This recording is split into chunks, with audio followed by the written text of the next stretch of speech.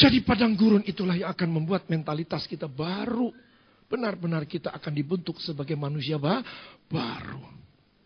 Ya, dan di situ dengan jelas saudaraku yang dikasih Tuhan, bahwa Tuhan menghendaki kita mengerti. Bukan hanya mengerti saja, tetapi setelah padang gurun itu lewat, kita benar-benar praktek. Hidup kita berubah dah, udah berubah. Yang nggak pernah baca, yang biasanya Alkitabnya lengket, dibuka, sampai. Sekarang tiap hari sudah dibukain ya. Apalagi sekarang teknologi luar biasa, pakai buka, sudah masuk di komputer tinggal jedet. Nggak jedet juga lagi di meja pakai remote, di jarak jauh, kayak nonton Argentina sama Belanda. Luar biasa ya. Minta yang mana bisa sekarang itu. Setiap hari sudah ada perilaku baru, ada tabiat baru, ada habit baru. Nggak suka baca, sekarang suka baca. Nggak suka doa, sekarang suka doa. Doa biasanya cuman kalau ingat, kalau mau makan, kalau mau tidur. Kalau ada masalah doa. Tapi sekarang ada masalah, nggak ada masalah. Oh, jamnya lebih lebih pagi. Waduh, Tuhan. Wah, ngomong Tuhan ini saya kira demben. Tuhan. Wah, sekarang Tuhan. Wah, supaya gelombangnya ini menyentuh hati Tuhan. Haleluya Tuhan, haleluya. Wah, ada getaran baru luar biasa. Wah, rasanya kalau mau melakukan ini tidak doa dulu, rasanya sudah punya utang. Aduh, sekarang jadi orang yang alim, jadi orang yang, aduh luar biasa. Jadi lembut, jadi begini, aduh luar biasa. Itu semua hanya bisa diperoleh hanya ketika saudara sudah masuk ke padang gurun. Tanpa padang gurun, ini konsep ilahi, padang gurun itu konsep ilahi. Yang mengerti katakan amin dan berikan tepuk tanganmu, haleluya.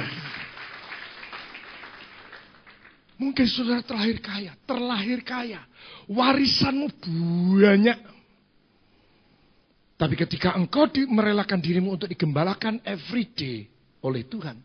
Dan saudara merelakan untuk menjadi manusia baru. Pasti kau akan mengalami padang gurun. Harus. Nah, ini sudah konsepnya. Ya, padang gurun kita masing-masing berbeda. Ada yang orang tetap kerja. Tapi seperti dikatakan firman, orang yang bekerja untuk upah, dia menempatkan upahnya di pundi-pundi yang berlubang. Kurang. Apa ya ini? Ya, tapi anehnya saya mau katakan dalam Yesaya 30. Kalaupun kita ini hidup di padang gurun, dan walaupun kita menerima air dan roti serba sedikit, ayat 20, dan walaupun Tuhan memberi kamu roti dan air serba sedikit, namun pengajarmu tidak akan menyembunyikan diri lagi. Tetapi matamu akan terus melihat Dia. 21. Dan telingamu akan mendengar perkataan ini dari belakangmu, inilah jalan. Berjalanlah mengikutinya, entah kamu menganan atau mengiri. Tuh coba, sampai ditujukan rating kanan. Gitu. Belok kanan, belok kiri, diajar Tuhan. Luar biasa. Dan walaupun kamu menerima roti dan air serba sedikit, namun Roh Kudus, Roh pengajar, tidak akan pernah meninggalkan kamu. Jadi saudara yang sedang ada dalam padang gurun, puji nama Tuhan, engkau akan dibuatnya peka mendengar suara Tuhan. Nah, lebih dari itu saudaraku, dikatakan dengan jelas bahwa pakaianmu tidak akan menjadi buruk, tubuhmu dan kakimu tidak akan menjadi bengkak selama 40 tahun. Maka haruslah engkau insaf. Ayat 5 kembali pada Ulangan 8. Tuhan akan mengajari engkau seperti seseorang mengajari anaknya. Mazmur 32 ayat yang ke-8 juga memberikan peneguhan tentang hal ini. Bahwa Tuhan, di situ dikatakan, aku hendak mengajar dan menunjukkan kepadamu jalan yang harus kau tempuh. Nganan atau kiri itu, bahkan bukan dikatakan, kalau Tuhan yang mau mengajari kita belok kanan, belok kiri, belok kanan, belok kiri. Sebenarnya yang nyetir hidupmu siapa? Tuhan. Engkau yang pegang setir, tapi sebenarnya nyetir hidupmu Tuhan Yesus. Dia yang mengajari engkau. Teladanilah Yesus. Teladanilah hidup Yesus. Dengar baik-baik apa firman-Nya yang hari ini kau dengar. Ya. Lakukanlah itu. 6. Oleh sebab itu haruslah engkau berpegang pada perintah Tuhan Allahmu. Dengan hidup menurut jalan yang ditunjukkan. Karena Tuhan mau Dia menunjukkan jalan kita, penggembalaannya setiap hari, bukan tiap bulan, bukan tiap minggu, bukan tiap tahun, tapi setiap hari Dia akan ngajari kita belok kanan, belok kiri, belok kanan, untuk menuju kepada kehidupan yang lebih baik. Kehidupan yang lebih baik. Ya, di situ digambarkan dalam Perjanjian Lama, aku membawa kamu kepada satu negeri. Di situ dikatakan ayat yang ke-7, sebab Tuhan Allah membawa engkau masuk ke dalam negeri yang baik. Suatu negeri yang dengan sungai, mata air, danau, yang keluar dari lembah-lembah, gunung-gunung. Suatu negeri dengan gandum, jelainya, pohon anggur, pohon ara, pohon delimanya. Suatu negeri pohon zaitun, madunya. Suatu negeri di mana engkau akan makan roti yang tidak usah berhemat. Di mana engkau tidak akan kekurangan apapun. Suatu negeri yang batunya mengandung besi dan dari gunungnya akan kau gali tembaga. Dan engkau akan makan dan minum dengan kenyang. Maka engkau akan memuji Tuhan Allahmu. Tuhan menggembalakan saudara. Untuk membawa pada kehidupan yang lebih baik. Kalau saya ngambil dari yang nomor 3. Totalitas nomor 3. Percaya. Ditanya ini percaya. Kalau kau menabur akan menuai. Amin. Kalau engkau memaafkan, maka engkau akan dimaafkan. Amin. Semuanya, saudara. Ya, apa saja ketika hamba Tuhan menyampaikan amin, amin, amin. Tapi di sini loh, kok enggak ada actionnya sama sekali. Jadi imannya cuma sepertiga. Enggak utuh. Kalau benih itu, biji itu cuil. Ditaruh di dalam tanah. Enggak tumbuh. Aneh. Maka Tuhan menghendaki supaya kita ini benar-benar, kalau kita ini yang percaya kepada Tuhan, kita harus juga percaya, kita juga harus taat kepada firman-Nya. Apa firman yang memberi pengajaran kepada kita, mendidik kita, menuntun kita, lakukanlah itu, lakukanlah itu. Maka firman-Nya berkata, hendaklah kita menjadi pelaku-pelaku firman, supaya dikatakan pada ayat yang ke-6, oleh sebab itu haruslah engkau berpegang pada perintah Tuhan Allahmu, dan hidup menurut jalan yang ditunjukkannya kepadamu dengan takut akan Tuhan. Maka kemudian saudaraku ketika diingatkan lagi, sudah sampai ini bagian akhir. Ketika saudara sudah mulai diberkati, ya ada berkat apa saja. Berkat itu bukan kok selalu geledek gitu, enggak. Kadang-kadang kelinting. Iya. Kadang-kadang tuh satu biji jarum itu kalau ada dan pada satu kita memang butuhkan berapa hari golek dom kok angel men ya. Tahu Pak, kerungu.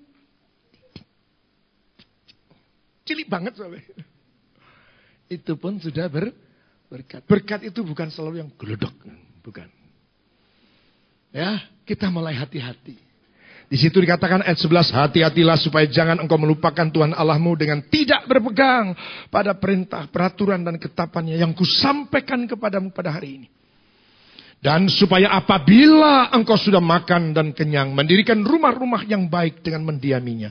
Dan apabila lembu sapimu dan kambing dombamu bertambah banyak, emas dan perakmu bertambah banyak, dan segala yang ada padamu bertambah banyak. Tetapi saya percaya bagian akhir dari ayat 13, yang dimaksud dan segala yang ada padamu bertambah banyak, saya percaya yang bertambah banyak tidak termasuk utang.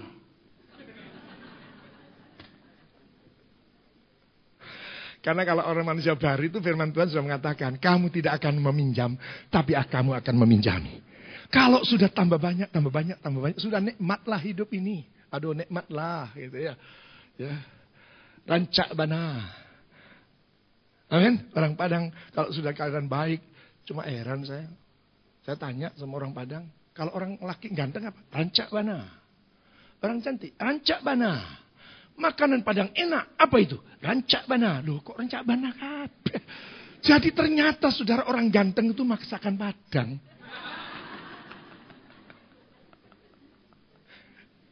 Lah kok kabeh-kabeh angger apik? Semua baik. Rancak bana.